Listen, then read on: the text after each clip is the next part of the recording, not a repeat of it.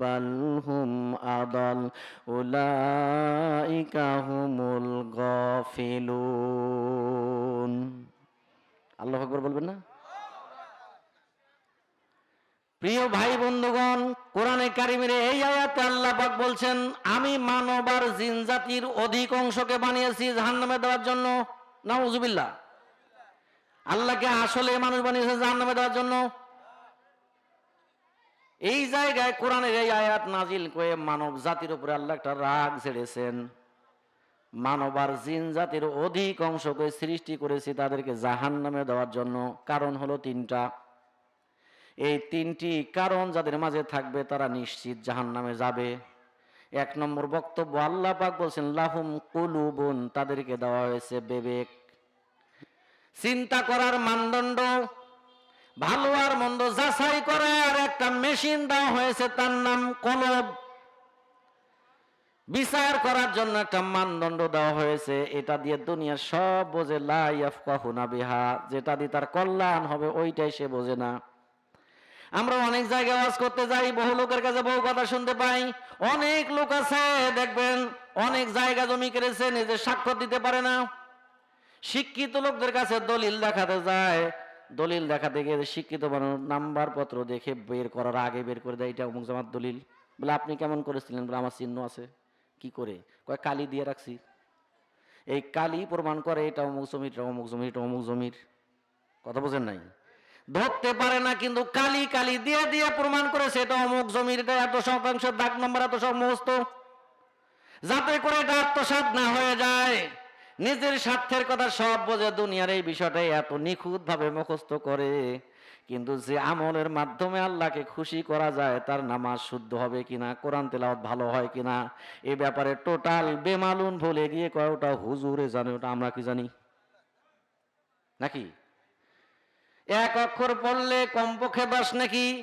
সারা জীবন সব কিছু মনে করে, সব কিছু জানে, ভালো মন্দ বোঝে, শুধু তেলাওয়াতের ক্ষেত্রে, নামাজের ক্ষেত্রে, ভালো মন্দর ক্ষেত্রে এটা সব হুজুরদের গালে উঠায় দেওয়া হয়।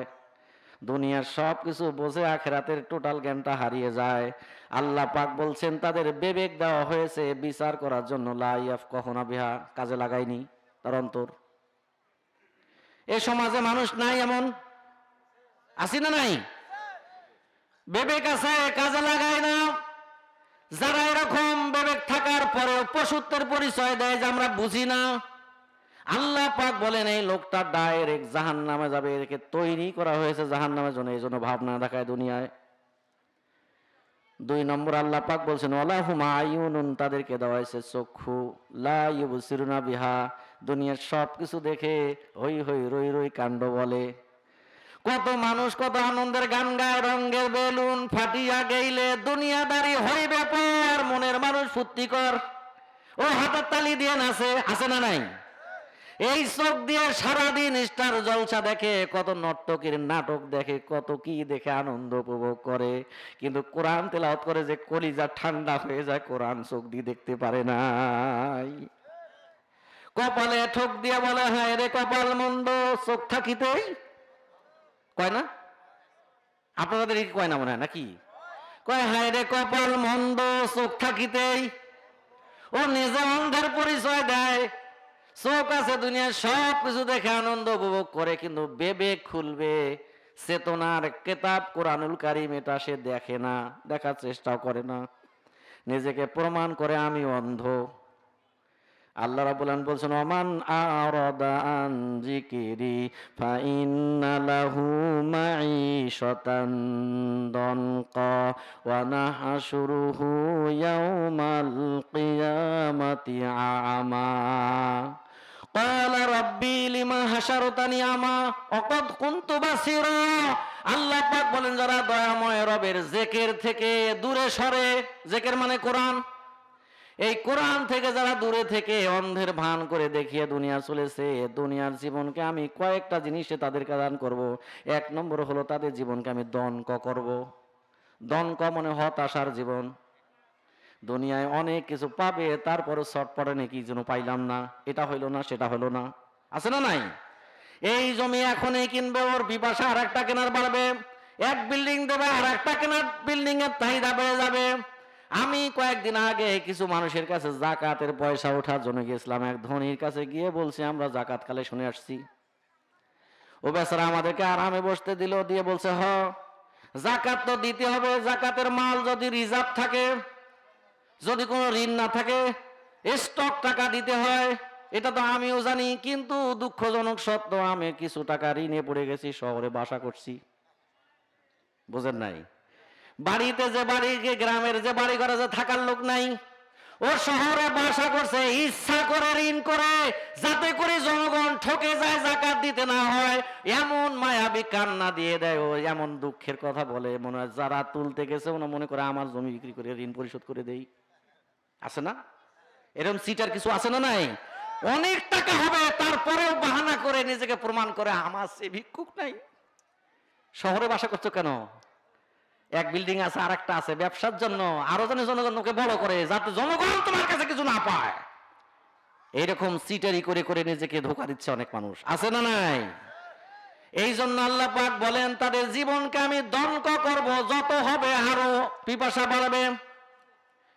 মানুষ যদি দুনিয়াকে খামচায় ধরে, একজন বিজ্ঞানী, একজন লেখক তিনি বলছেন যে মানুষ যদি সমুদ্রের কিনারে দাঁড়িয়ে খামচিয়ে পানি ধরে দুই হাত দিয়ে, এই সমুদ্রের পানি বাসা পর্যন্ত নিয়ে যাব খামচায় ধরে, খামচা দিয়ে পানি যদি উঠায়, তাহলে আপনি বলেন আঙ্গুল খুললে পানি থাকবে নাকি? কতটুকু থাকবে?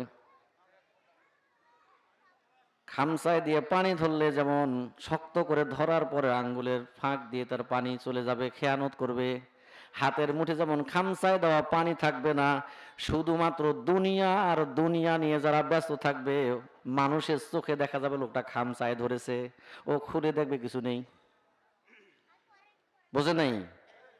আল্লাহ পাক বলছেন আমি তাদের জীবনকে ধ্বংস করব, হতাশাগ্রস্ত করব।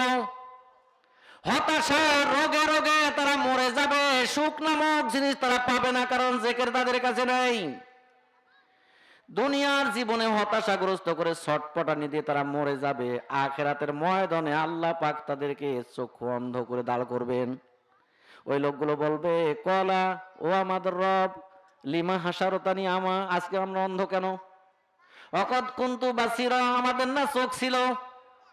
আল্লাহ পাক বলবেন চোখ তো ছিল বটে, কিন্তু তুমি জনগণের কাছে স্লোগান দিয়েছিলে হায় রে কপাল মন্দ, চোখ থাকিতেই ওটা দুনিয়ায় প্রমাণ করেছো যে আমার চোখ নাই, এই জন্য না দেখার ভান করে চলেছো, বাস্তবে প্রমাণ করেছি তোমার চোখ নাই, তুমি অন্ধ।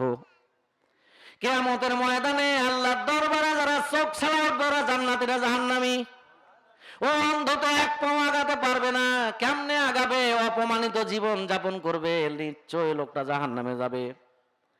এই জন্য ভালো করে খেয়াল করুন, দুনিয়ায় জীবনে যত শিখবো, যত শেখার দরকার আছে আমরা শিখি, কিন্তু সর্বপ্রথম যেন আমরা কোরআন দিয়ে শুরু করি।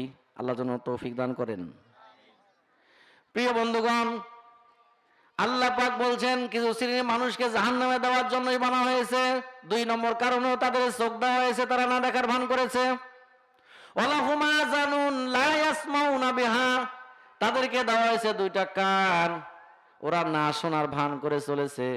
আল্লাহ পাক এই লোকগুলোর প্রতি রাগ করে এমন এক শব্দ ব্যবহার করেছে উলাইকা কাল আনাম, এরা যেন জানোয়ার। কাল আনাম বলা হয় 4 পাওয়ালা প্রাণী। 4 পাও যদি আপনি যোগ করেন, হিসাব করেন, কোরআনে কিন্তু এই ব্যাখ্যা দেওয়া হয়নি, আপনাকে বাইর করা লাগবে, এটার নাম তাফসীর। আল্লাহ বলছেন ওরা হলো যেন চতুষ্পদ জানোয়ার। কয়টা প্রাণী চতুষ্পদ আছে বের করেন। আপনি যদি বিড়াল ধরেন 4 পা, শূকর ধরলে 4 পা, কুকুর ধরলে 4 পা, গরু ধরলে 4 পা, ছাগল ধরলে 4 পা, বাঘ ধরলে 4 পা। আপনি যদি হিংস্র সিংহ ধরেন, ওরও 4 পা, হরিণেরও 4 পা, গাধারও 4 পা। বুঝেন নাই? এই 4 পাওয়ালা যত প্রাণী আছে তাদেরকে আনআম বলা হয়, চতুষ্পদ প্রাণী। আল্লাহ পাক ধিক্কার করে রাগ দিয়ে বলছেন এরা যেন চতুষ্পদ জানোয়ার। এতে দিয়ে আল্লাহ সামলান নেই, কথা যেন আল্লাহ রাগ থামাতে পারছেন না। আল্লাহ বলছেন বাল হুম আদাল, এরা যেন তার চাইতেও নিকৃষ্ট, কারণ চতুষ্পদ জানোয়ার কাছে অনেক আনুগত্য আছে, শিক্ষা আছে। আমি আজকেই পড়েছি, কুকুরের ইতিহাস পড়ে দেখেছি, কুকুরের মিনিমাম কমপক্ষে 10টা স্বভাব আছে। কয়টা? কুকুরের 10টা স্বভাব কমপক্ষে। আমি এখানে পড়তে গিয়ে দেখলাম 3টি দোষ প্রায় বড় বড় খারাপ। 10টা দোষের মধ্যে 3টি বড় খারাপ দোষ। আমি যদি সেই কথা এখানে বলি যে আল্লাহ পাক বলছেন যাদের কান আছে কোরআন শোনে না, চোখ আছে কোরআন দেখে না, কোরআন বলে না, ওরা যেন চতুষ্পদ জানোয়ার। আল্লাহ পাক বলেন এই জানোয়ারের যদি চরিত্রের দিকে তাকানো দেখেন, কুকুরের মাঝেও মানুষের শিক্ষা আছে। কুকুরের বদগুণ 3টি বড় বড়। তার মধ্যে 1 নম্বর, কুকুরের বড় গুণের মধ্যে একটি বদগুণ হলো কুকুর হালাল রেখে হারাম খায়। হালাল রেখে, আবার বলেন, বুঝতেছেন না? কথা জোরে কর না কে? কুকুর হালাল রেখে হারাম খায়। এই তাফসীরে বলা হয়েছে কিছু এরকম স্বভাব মানুষেরও আছে।